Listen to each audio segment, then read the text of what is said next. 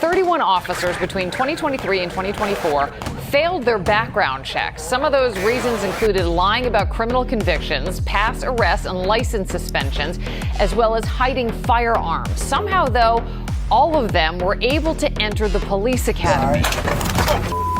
A driver is accidentally shot in the leg by a police officer during a traffic stop. An officer shortage is affecting departments all across the country, many unable to retain or hire new officers. The suppressed gunshot the deputy thought he heard was actually a falling acorn. Retirements and those leaving the force increasing more than the pace of hiring. From a door knock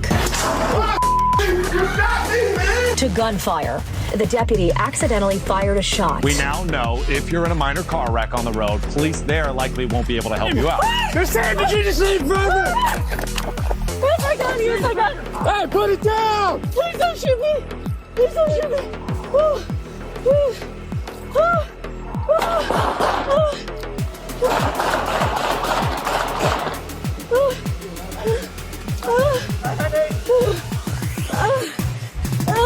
Run.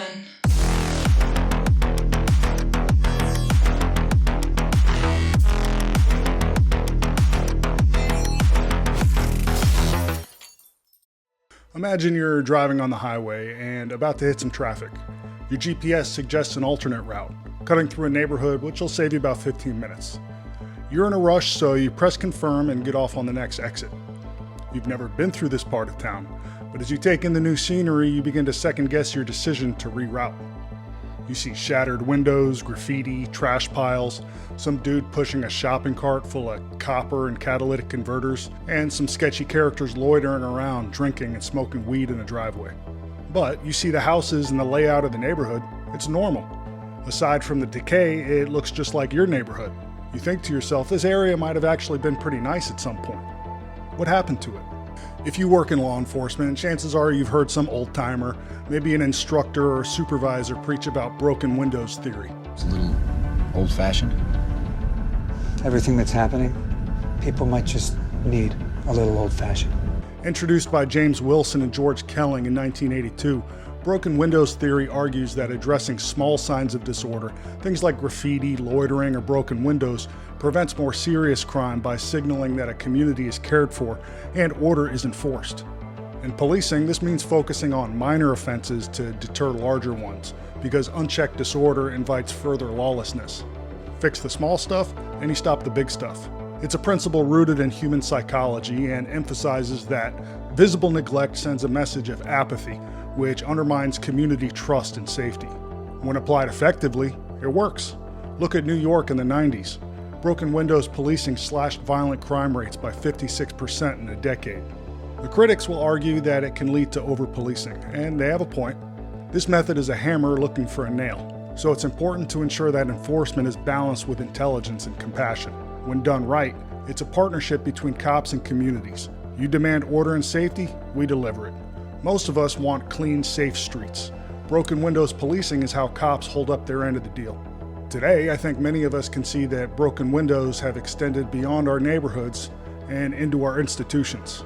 Guys like Elon Musk, Thomas Sowell, and Victor Davis Hanson all share a deep concern that declining institutions, things like government, education, and policing, are losing their ability to function effectively due to bloated bureaucracy, eroded meritocracy, and misplaced priorities. They see this decay undermining public trust in the systems that keep society running. Some people in the online commentary world are calling it a competency crisis, saying we're prioritizing ideology and bureaucratic loyalty over merit and competence. Are they right? Maybe there's more to the story, but I think we're all starting to see the cracks. Another Navy fighter jet has sunk to the bottom of the Red Sea. It is the second stunning and expensive mishap in just over a week. If you had to characterize the state and the city's response to these fires, what would you say? Incompetent. This is what you'd expect to see in a third world country. A shocking new report by the New York Times revealing the Army Black Hawk pilot failed to heed a flight instructor's warning just seconds before crashing with an American Airlines jet, killing everyone on board. So we've seen almost a doubling in terms of improvement on on-time performance since last year. That is a reflection of all the work that we've done across the ecosystem together. This story has now sparked a national debate. During the investigation, it was found out the driver entered the U.S. illegally, crossing the Mexico border, then getting his CDL license from California. If you are doing any task where public safety, anyone's health, safety is at rest there, literally the only thing I care about is how good you are. That is the entire notion of equal justice under the law, of meritocracy. That is the bread and butter of Western civilization itself. A 2023 Manhattan Institute report flagged declining standards across industries. We're not just talking about a bad hire here or there. We're talking Roman Empire level decay. Law enforcement has been hit especially hard in recent years, and we should all be terrified about the long-term implications. A 2023 International Association of Chiefs of Police report found that 80% of U.S. agencies are understaffed, with many lowering standards, scrapping fitness tests, relaxing background checks, or accepting candidates unfit for the job's moral and mental demands. The result? Officers who can't de-escalate, think critically, or resist the allure of corruption. Brain drain is a term that refers to the loss of highly skilled individuals and thus institutional wisdom from an organization. A 2023 study reported a 47% rise in resignations and a 19% increase in retirements from 2019 to 2022. The high performers, cops with initiative, grit, and ethical clarity, are quitting faster than they're getting hired.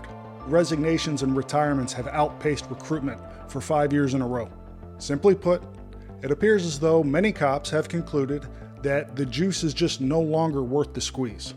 I personally believe that every problem facing law enforcement today stems from an unbroken chain of failures to reason and argue from first principles.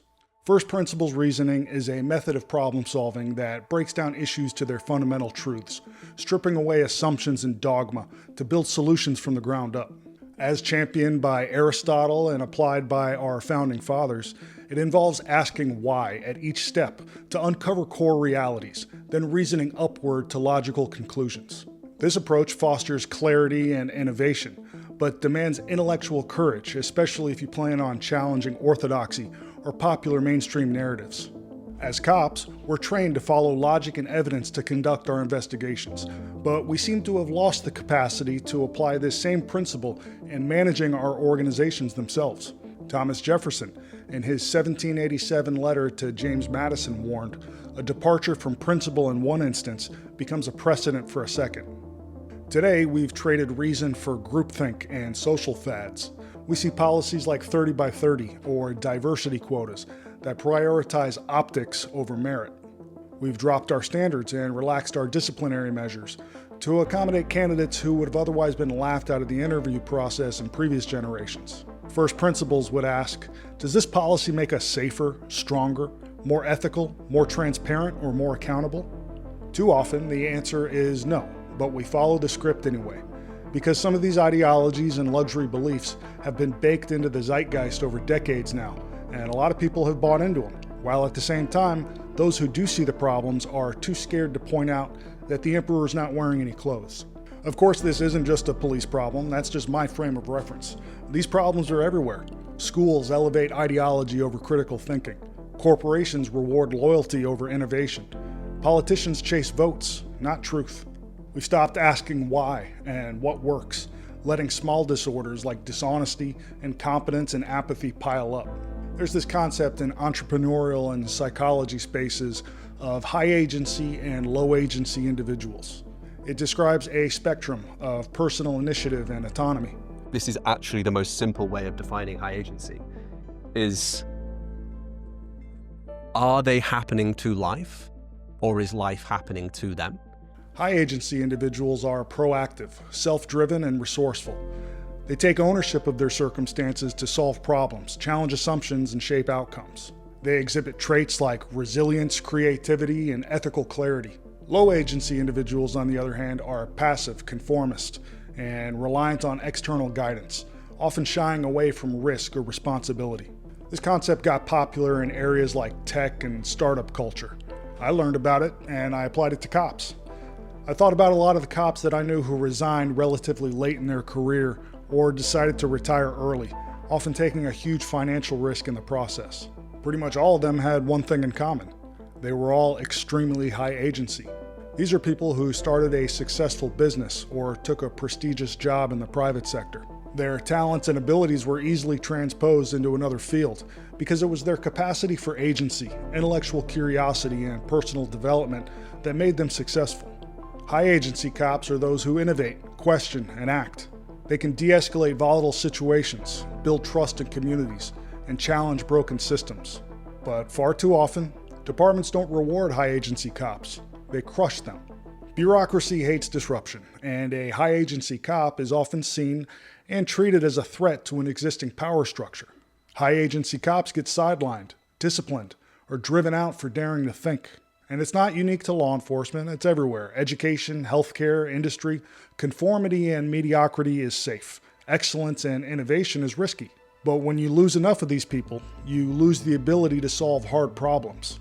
Maslow's hierarchy of needs shows that humans thrive when pursuing self-actualization, which for high agency cops means creativity, problem solving, and impact. It's not all about the paycheck or the pension for these guys. It's about the challenge and the reward of moving the needle in the right direction. Departments that drive out their critical thinkers are sabotaging the future of the community they swore an oath to protect.